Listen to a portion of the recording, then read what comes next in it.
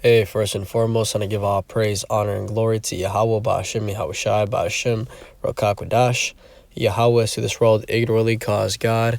Yahushai is to this world ignorantly calls Jesus. Ba'ashem means in the name, Rokah means spirit, and Kodash means holy. And that's all in the Paleo Hebrew.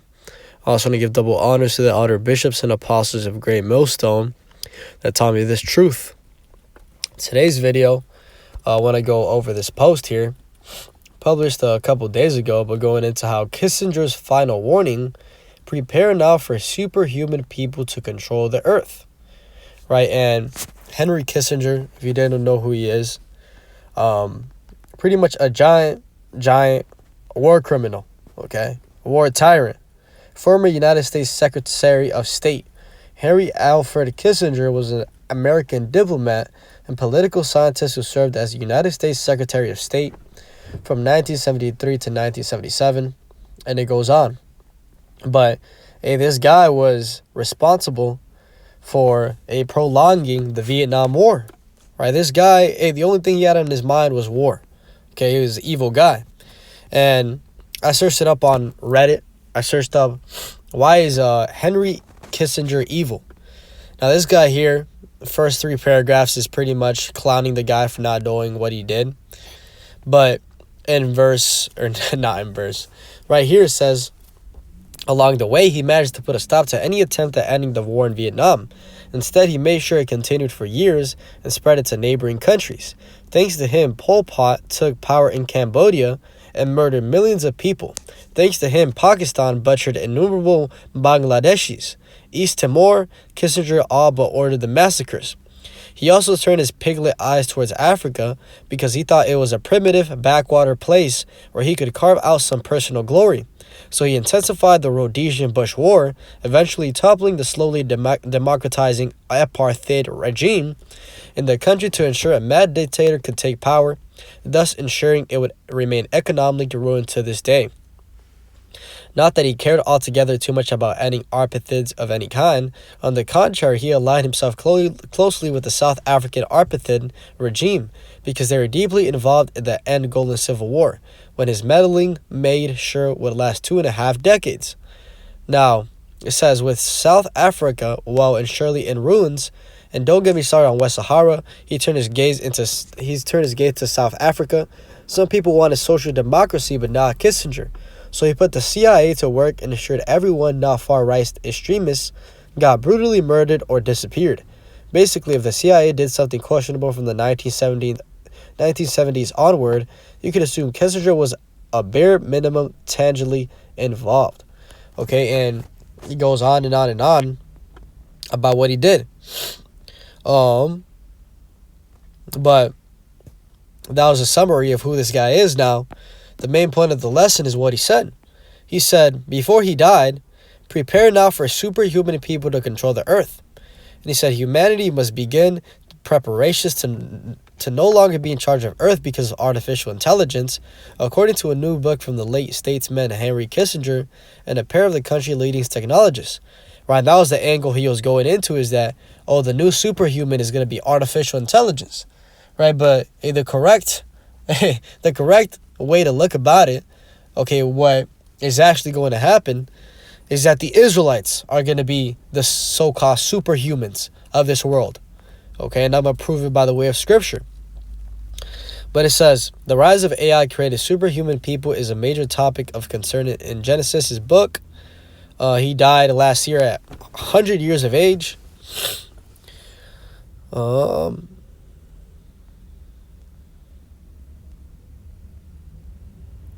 Biological engineering, right? And pretty much AI is the god of these Edomites, right?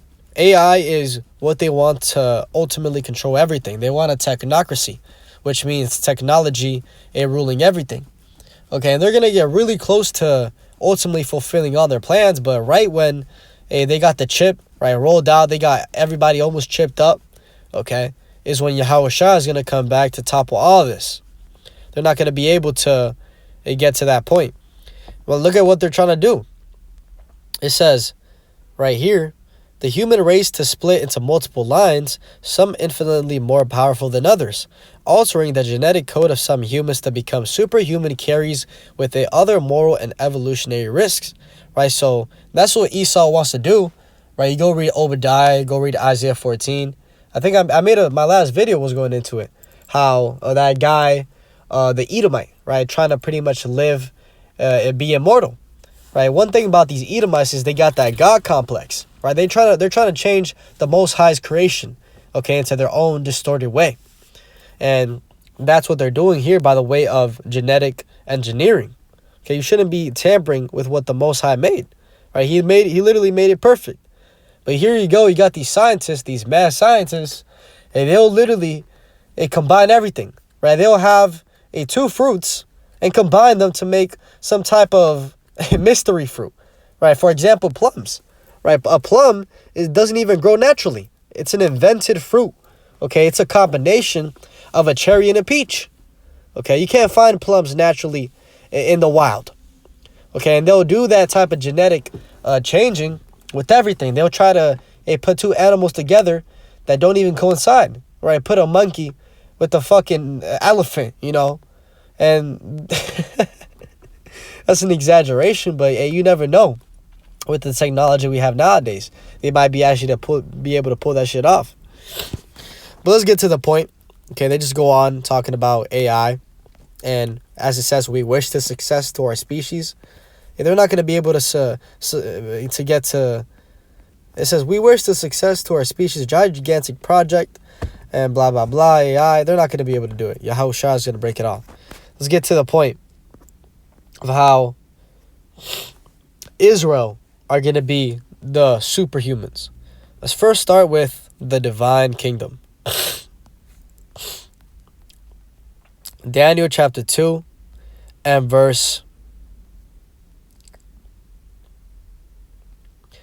44 says, "And in the days of these kings shall the God of heaven set up a kingdom which shall never be destroyed. And the kingdom shall not be left to other people, but it shall break in pieces and consume all these kingdoms, and it shall stand forever." Right? And that kingdom is going to be the Israelites ruling forever, ruling this earth, ruling the universes forever. Okay, that's what's soon coming.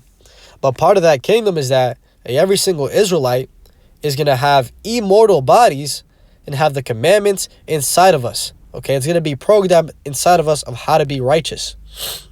Let's read that in Hebrews chapter 8 and verse 8. It says, "For finding fault with them, he said, Behold, the days come, saith Yahweh, when I will make a new covenant with the house of Israel and with the house of Judah.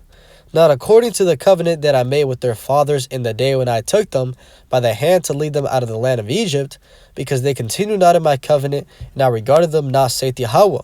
For this is the covenant that I will make with the house of Israel after those days, saith Yahweh. I will put my laws into their mind and write them in their hearts, and I will be to them a God, and they shall be to me a people. And they shall not teach every man his neighbor, and every man his brother, saying, Know the Lord, for all shall know me from the least to the greatest." Right? Because the commandments are going to be inside of us. Okay? They're going to be programmed. So, hey, from a little jit, you're going to know you're not supposed to eat pork, commit adultery, or lie, steal. We're all going to know it. It says, For I will be merciful to their unrighteousness, and their sins and their iniquities will I remember no more. And that he saith, A new covenant he hath made the first old, now that which decayeth and waxeth old is ready to vanish away. Right, soon that second covenant is going to take place. Okay, and that's going to happen and when Yahushua comes back. Okay, 1 Corinthians chapter 15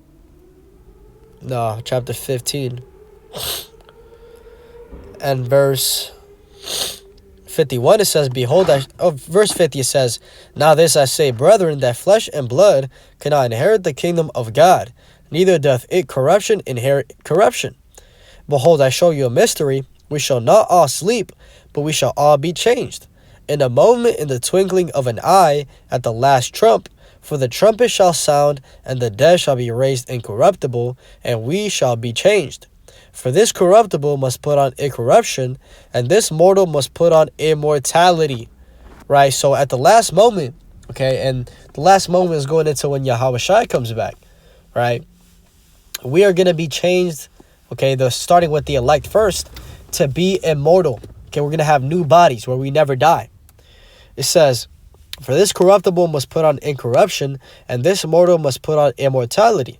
So when this corruptible shall have put on incorruption, and this mortal shall have put on immortality, then shall be brought to pass the saying that is written, death is swallowed up in victory. Okay, and that's what we're waiting for every single day. Is for the second covenant salvation and to not die anymore. Okay, righteously slow. And this is all going to happen when Yahushua comes back. We shall be like him.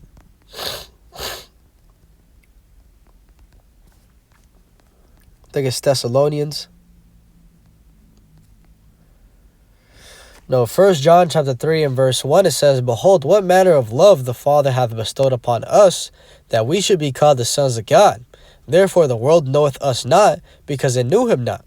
Beloved, now are we the sons of God, and it doth not yet appear what we shall be. But we know that when he shall appear, we shall be like him, for we shall see him as he is.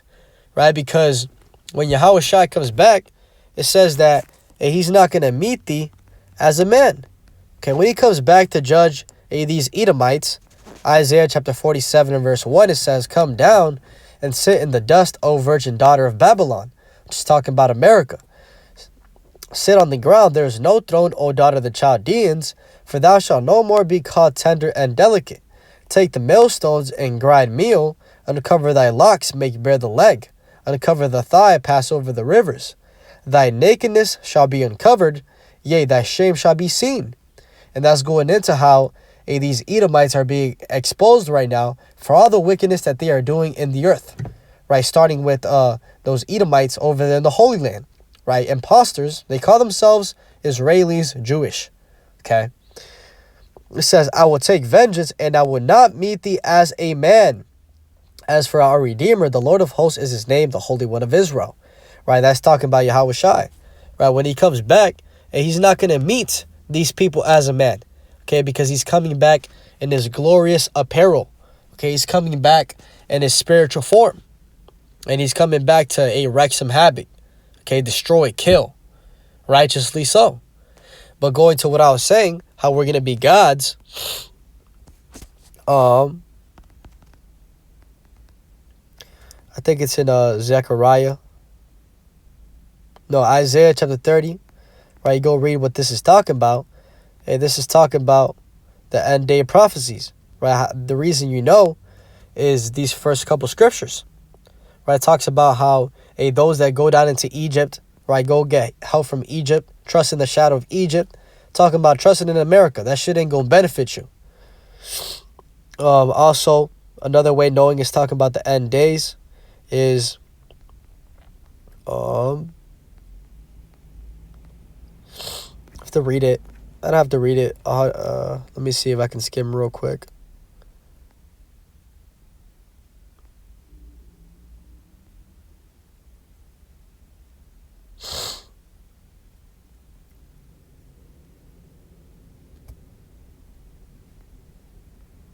Yeah, I have to read it a little bit more, but this is ultimately talking about the end days. In verse 17, it says, 1,000 shall flee at the rebuke of one, at the rebuke of 5 shall ye flee, till ye be left as a beacon upon the top of a mountain, and as an ensign on a hill. Right, so at the rebuke of one Israelite rebuking people, 1,000 are going to flee. Okay, that's how powerful we're going to be. Okay, that's superhuman abilities. And as it says, at the rebuke of 5 shall ye flee. Okay, so power is coming. Another one, a day of visitation in Wisdom of Solomon. If I can type.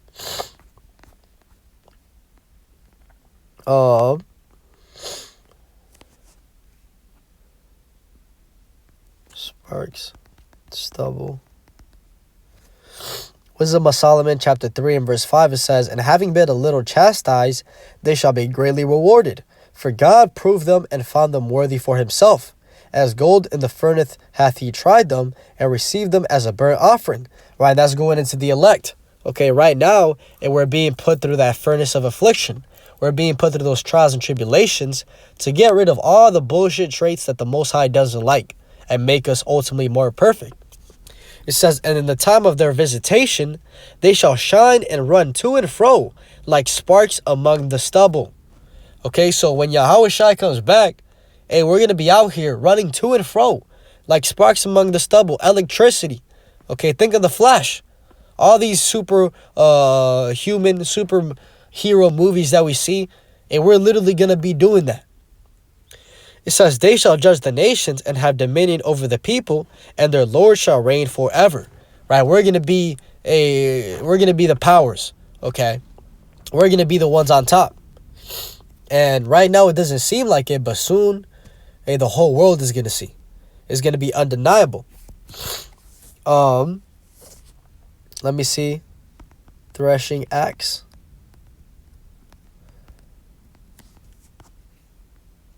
Man, this would be bugging out. Another one is in Zechariah chapter 12 and verse 8. It says, in that day shall Yahweh defend the inhabitants of Jerusalem, and he that is feeble among them at that day shall be as David, and the house of David shall be as God, as the angel of Yahweh before them.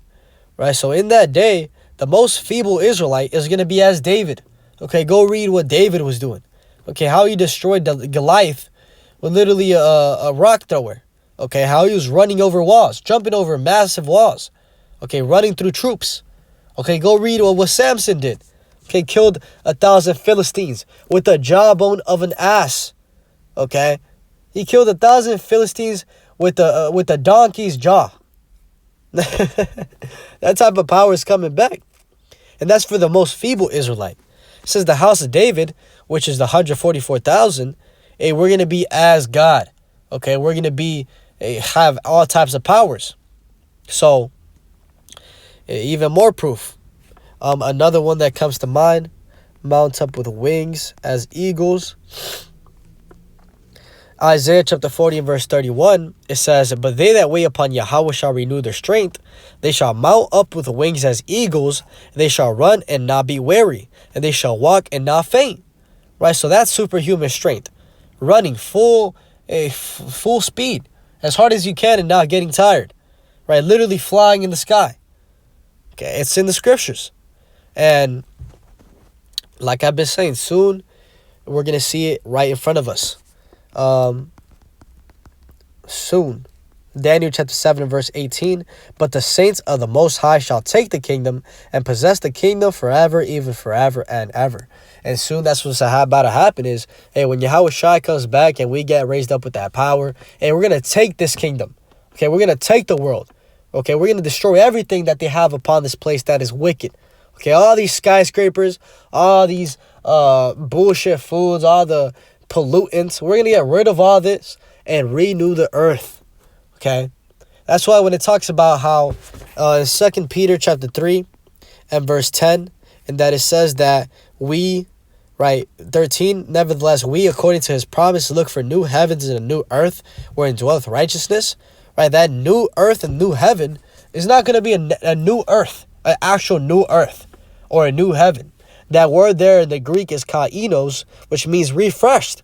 Okay, this earth is going to be refreshed. And it's going to happen by the hand of the Israelites. We're going to rule this thing the right way. Okay, how it's supposed to be. So, as it says, right, this is what we're waiting this is what we're waiting for. We're looking for and hasting unto the coming of the day of the God, wherein the heavens being on fire shall be dissolved, and the elements shall melt with fervent heat. So, what this guy said here, unknowingly, he was on point. Prepare now for superhuman people to control the earth. Hopefully this is edifying. With that, I want to give all praise, honor, and glory to Yahweh, Ba'ashem, Yahushai, Ba'ashem, Rakakwadash, and double honors to the elder bishops and apostles of Great Millstone that taught me this truth. Shalom to you, like Shalom.